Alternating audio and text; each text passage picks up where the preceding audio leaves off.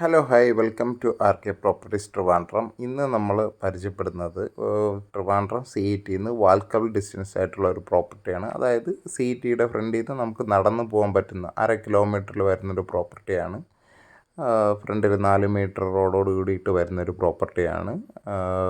മൊത്തം 4.5 സെൻറ്റിൽ 1600 square feet വീടാണ് വരുന്നത്.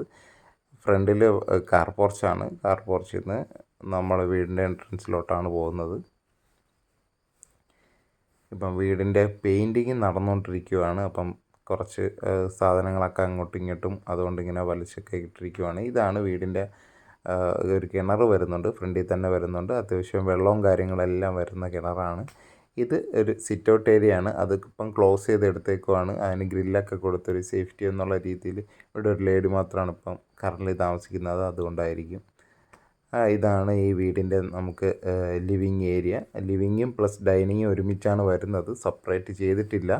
എടുക്കുന്നവർക്കുടെ താല്പര്യം അനുസരിച്ച് സെപ്പറേറ്റ് ചെയ്ത് എടുക്കാവുന്നതാണ്.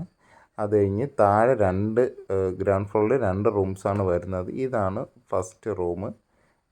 ഒരു ക്യൂൺ സൈസ് ബെഡ് ഇട്ടിട്ടുണ്ട്. പിന്നെ അവിടെ ബാക്കി സ്പേസ് വരുന്നുണ്ട്. ഇതാണ് ഈ 2 ബെഡ്റൂമും കൂടെ ഒരു കോമൺ ബാത്റൂമാണ് ഗ്രൗണ്ട് ഫ്ലോറിൽ വരുന്നത്. അതാണ് ഈ ബാത്റൂം. എല്ലാം യൂസ് ചെയ്തേക്കുന്ന റാക്കിൻ്റെതാണ്. ഇത് ഫിറ്റിങ്സ് എല്ലാം യൂസ് ചെയ്തേക്കുന്നത് അത്യാവശ്യം സ്റ്റാൻഡേർഡ് ആയിട്ടാണ് ചെയ്തേക്കുന്നത്. ഇതാണ് ഗ്രൗണ്ട് ഫ്ലോറിലെ സെക്കൻഡ് റൂം. ഇത് എനിക്ക് സൈസ് വന്നിട്ട് 11x11 റൂമിൻ്റെ സൈസ് വരുന്നത്. ഇപ്പോൾ അവിടെ പെയിൻറ്റിങ് നടന്നുകൊണ്ടിരിക്കുന്നത് കൊണ്ടാണ് ഇങ്ങനെ സാധനങ്ങളൊക്കെ ഇങ്ങനെ കിടക്കുന്നത്. ഇത് കിച്ചണാണ്. അത്യാവശ്യം നല്ല രീതിക്ക് മെയിൻറ്റെയിൻ ചെയ്ത് പോകുന്നൊരു കിച്ചണാണ്. വീടിന് 8 വർഷ പഴക്കമാണുള്ളത്. അത് കഴിഞ്ഞിട്ട് വർക്ക് ഏരിയയും വരുന്നുണ്ട്. വർക്ക് ഏരിയയുടെ കൂടെ നമുക്കൊരു ബാത്റൂമും അവൈലബിൾ ആണ്. അത് കഴിഞ്ഞിട്ട് കുറച്ച് സ്പേസ് ബാക്കിൽ വരുന്നുണ്ട്. നമുക്ക് ചെറിയ ചെടികളൊക്കെ ഇങ്ങനെ നടാം. ഞാനത് കൂടുതൽ ഡീറ്റെയിൽ ആയിട്ട് എടുത്തിട്ടില്ല. കുറച്ച് സ്പേസ് നമുക്ക് അവൈലബിൾ ആണ് അവിടെ. അത് കഴിഞ്ഞ് നമ്മൾ സ്റ്റെയർ കയറി പോകുന്നതാണ്.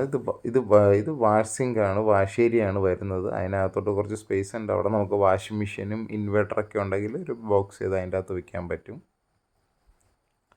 സ്വിച്ചസ് എല്ലാം ലെഗ്രാൻഡിൻ്റെ സ്വിച്ചസ് ആണ് ഉപയോഗിക്കുന്നത്. ഇതിന് മേലൊരു പർഗോള വരുന്നുണ്ട്. അതാണ് ഇങ്ങനെ ലൈറ്റ് വരുന്നത് സ്റ്റെയറിന് മേളിലായിട്ട്. ഇതാണ് ഫസ്റ്റ് ഫ്ലോർ. ഫസ്റ്റ് ഫ്ലോറിൽ ഒരു ലിവിങ് ഏരിയ വരുന്നുണ്ട്. അവിടെ ടി വി യൂണിറ്റൊക്കെ നമുക്ക് സെറ്റ് ചെയ്യാം. ഓൾറെഡി ടി വി യൂണിറ്റൊക്കെ സെറ്റ് ചെയ്തിട്ടുണ്ട്. നമുക്ക് നല്ല രീതിക്ക് വേറെ ടി വി യൂണിറ്റ് സെറ്റ് ചെയ്യാം. ഇത് ഇവിടുത്തെ ബാൽക്കണിയാണ്. പിന്നെ ഒരു ഓപ്പൺ ടെറസും കൂടി അവൈലബിൾ ആണ്. വീടിൻ്റെ കൺസ്ട്രക്ഷൻ വന്നിട്ട് താഴത്തെ ഫ്ലോറ് ഹോളോ ബ്രിക്സിലും മേളിൽ ചുടുകട്ടയിലുമാണ്. ഇതാണ് ഇവിടുത്തെ മാസ്റ്റർ ബെഡ്റൂം. അത്യാവശ്യം നല്ല സ്പേഷ്യസ് ആയിട്ടുള്ള റൂമാണ്. അറ്റാച്ച്ഡ് ആണ്. ഇവിടെ നമുക്കൊരു ഡ്രസ്സിങ് യൂണിറ്റ് സെറ്റ് ചെയ്യാനുള്ള സ്പേസ് പ്രൊവിഷൻ ഇട്ടിട്ടുണ്ട്.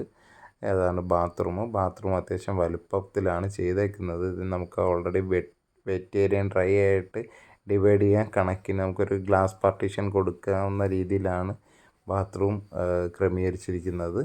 അത് കഴിഞ്ഞ് നമ്മൾ മേളിലത്തെ സെക്കൻഡ് റൂമിലോട്ടാണ് പോകുന്നത്. ടി വി യൂണിറ്റ് സെറ്റ് ചെയ്യാനുള്ളൊരു പ്രൊവിഷനാണ്. ഈ റൂം സെയിം താഴത്തെ സ്പേസാണ് 11x11.